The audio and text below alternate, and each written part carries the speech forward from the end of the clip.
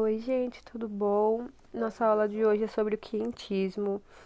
O quentismo aconteceu no século XVI. Se vocês estão lembrando, o classicismo também aconteceu no século XVI. Só que o classicismo foi em Portugal e o quentismo aqui no Brasil. Quinhentismo, o nome próprio já fala que aconteceu em 1500. E o que aconteceu de histórico em 1500 foi o descobrimento do Brasil, né? Eu não vou aprofundar muito o descobrimento do Brasil porque a professora Débora já falou com vocês sobre isso, mas se refere-se ao momento histórico, ao momento do descobrimento do Brasil. Não é uma literatura brasileira, né? Mas sim textos escritos por portugueses sobre o Brasil e enviados para Portugal.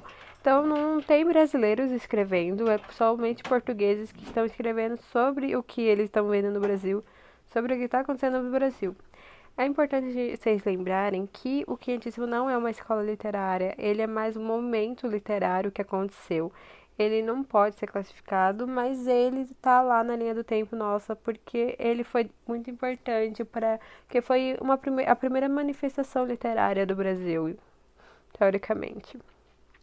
Aí, a primeira tipo de literatura que o quentismo vem é a literatura informativa. A quentismo ele tem essa presença de literatura informativa, porque ele tem um caráter descritivo e informativo. Ocorreu entre 1500 e 1601. Quem veio nesse período foi os viajantes, os cronistas e os padres jesuítas. Um, um autor, o Pero Vaz de Caminha, ele foi muito importante porque ele escreveu a Carta do Descobrimento do Brasil. As características são que ela é produzida pelos viajantes, então os viajantes vão vendo o que está acontecendo e vão tudo descrever em uma carta. Vai ser descrito bastante a fauna, a flora e o nativo do Brasil. Vai ter uma exaltação da terra, que é aquela coisa que eles estão vendo lá, matéria-prima, madeira, ouro mais para frente, várias coisas que não tem lá em Portugal. Então aí eles exaltam aquela terra, falam que é uma terra muito abençoada. Não tem preocupação com a estética, então Pera Vaz de Caminha não vai ter preocupação com a estética e tem muito valor histórico e documental essa carta que Pera Vaz escreveu. Outra tipo de literatura é a literatura catequética. Então, a primeira foi a literatura informativa, com Pero Vaz de Caminha, e a literatura catequética, que é produzida pelos jesuítas. São padres, né? Com temas teocêntricos, então totalmente voltada à religião, ao Deus. Na poesia tem versos redondilhas, preocupação com a conquista espiritual. Então, não sei se estão recordando, mas quando Pedro Álvares Cabral veio aqui para o Brasil, a primeira coisa que eles fizeram foi uma missa. Então já tem uma preocupação total com isso. Os índios deviam estar tipo, o que está acontecendo aqui, né? Os indígenas deviam estar muito perdidos. Então eles queriam ensinar essa religião para catequizar os índios, né? Os indígenas. Então eles tinham essa preocupação da conquista espiritual. Eles têm totalmente preocupação com a estética, totalmente diferente da literatura informativa, e tem tom didático pedagógico, então é próprio para ser ensinado, é totalmente próprio para ser ensinado o catequético. Falamos sobre o padre José de Anchieta. Ele foi muito top porque ele não foi um cara que forçou os indígenas a catequese. Então, porque teve outros padres que forçaram violentamente, tipo, isso aqui tá certo, vocês estão errados, então acreditem em nós, porque os indígenas naquela época exaltavam o Deus do sol, o Deus da terra, da água, porque era isso que eles viam, né? Então, aí chega lá os portugueses e falam, os padres portugueses falam totalmente contrário do que eles imaginam. Aí o padre José de Anchieta foi totalmente diferente. Ele queria aprender sobre os indígenas primeiro, para depois ensinar a religião deles. Então, ele foi até um cara que criou o dicionário Tupi-Guarani, que é a língua dos indígenas. Então, para entender melhor eles, ele foi muito top, gente. Aqui é um pouquinho uma pessoa também que foi importante, só para ter mais informação, é um cara chamado Américo Vespúcio. Vespúcio foi um grande nome da literatura de informação. Ele tinha um emprego incrível, ele vivia em navios no oceano, viajando pelo Novo Mundo. E sua função era escrever sobre os locais que encontrava. Então, o Américo, ele era tipo um guia turístico, ele viajava pelo Novo Mundo até então, porque não tinha descoberto todo o Novo Mundo, apesar que existia, mas nem não tinha tipo escrito, né, classificado ainda. Então ele viajava lá, escrevia, como não tinha como tirar foto, provavelmente ele fazia uns desenhos, rabiscos e aí que eu passava lá mostrando para as pessoas. Era o emprego dele, ele amava.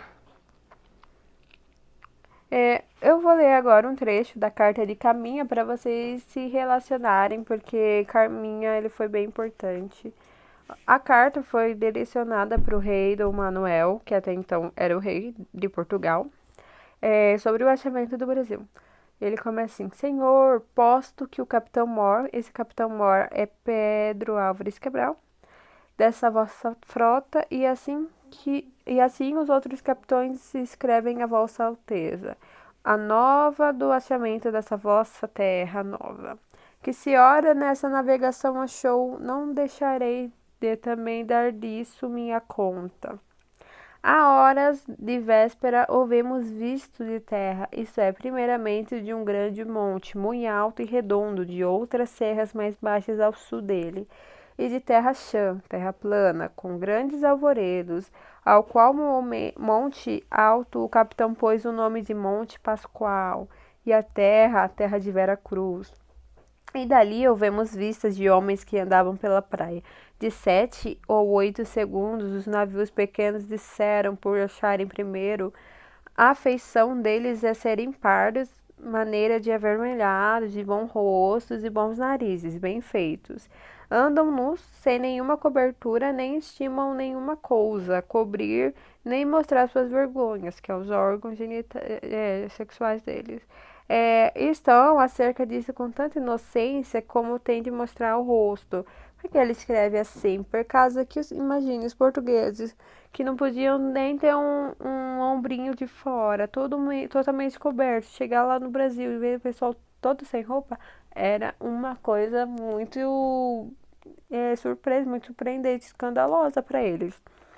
Ali andavam entre eles 3 ou 4 moças e bem gentis, com cabelos muito pretos, compridos, belas espáduas, e suas vergonhas tão altas, tão sarradinhas e tão limpas das cabeleiras que de as nós muito bem olharmos, não tínhamos nenhuma vergonha. Então eles admiravam, estavam admirando os indígenas.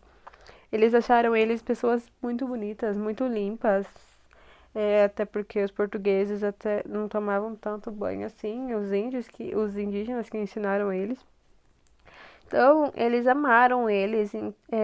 Vocês percebem nessa carta de Caminha a diferença do, tipo, tem muita palavra que a gente não é acostumado. Então, tipo, vossa, a gente não usa essas palavras. Mas não é difícil a gente entender. Ela é uma carta totalmente informativa. Aqui ele está detalhando, narrando tudo o que está acontecendo pro rei. Então vocês percebem a literatura informativa aí. Aqui eu peguei uma pergunta que caiu no Enem, não recordo qual Enem foi, não sei, mas fala sobre a carta de Paravá de Caminha. Eu vou ler aqui e vou falar a resposta para vocês. Texto 1. Andaram na praia quando saímos 8 ou 10 deles, e daí a pouco começaram a vir mais. E parece-me que viriam este dia à praia 400 ou 450. Alguns deles traziam arcos e flechas, que todos trocaram por carapuças ou por qualquer coisa que lhe davam. Andavam todos tão bem dispostos, tão bem feitos e galantes com suas cinturas, que muito agradavam. Aqui, o Caminha está falando o que que ele está vendo, que os indígenas estavam chegando em pouquinho, depois foi aparecendo mais. Os portugueses ficaram muito admirados pelas suas pinturas, pelo corpo deles. Então, foi uma coisa tipo a observação do como que o colonizador, né, tá vendo os indígenas nativos da época, como o que ele tá vendo, tá descrevendo tudo bonitinho. Aqui no texto 2 é um texto não verbal, então eles pegaram uma tela do Portinari, tipo, o Portinari é lá no expressionismo, lá na frente. Vê como que o Enem, ele faz essa distribuição interdisciplinar, né? Então provavelmente vai cair a literatura com uma tela de algum artista para vocês compararem, então fiquem de olho nisso. Aí a pergunta é: pertencentes ao patrimônio cultural brasileiro, a Carta de Pero Vaz de Caminha e a obra de Portinari retratam a chegada dos portugueses ao Brasil? Sim.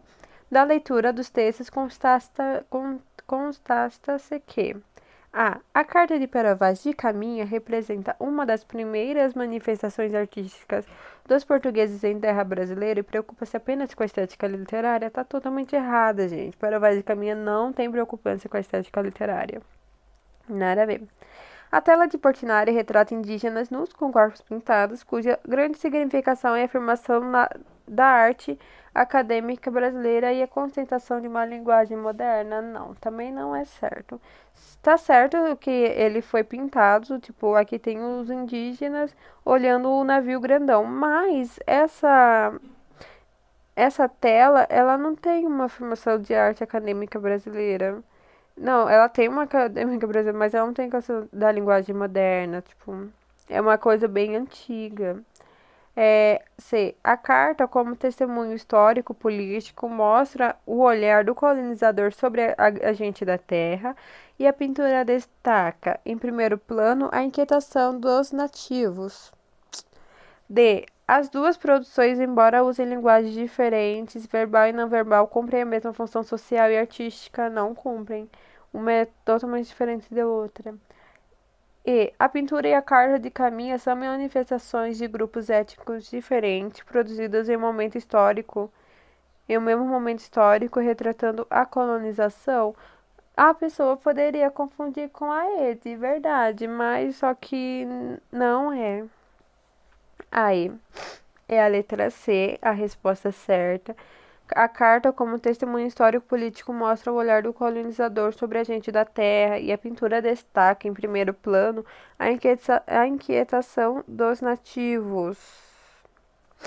Mas aqui, ó, são manifestações de grupos étnicos diferentes, são do mesmo grupo, porque a carta está retratando os indígenas e a pintura também. Então, como pode ser de grupos étnicos diferentes? Tá, tem que prestar bastante atenção nisso. Eu poderia errar por causa que leu tudo e falou, é essa, mas é a letra C, gente. Então, obrigadinha. Depois eu vou postar 4 perguntinhas naquele mesmo esquema, duas sobre o classicismo e duas sobre o quentismo. Então, brigadão.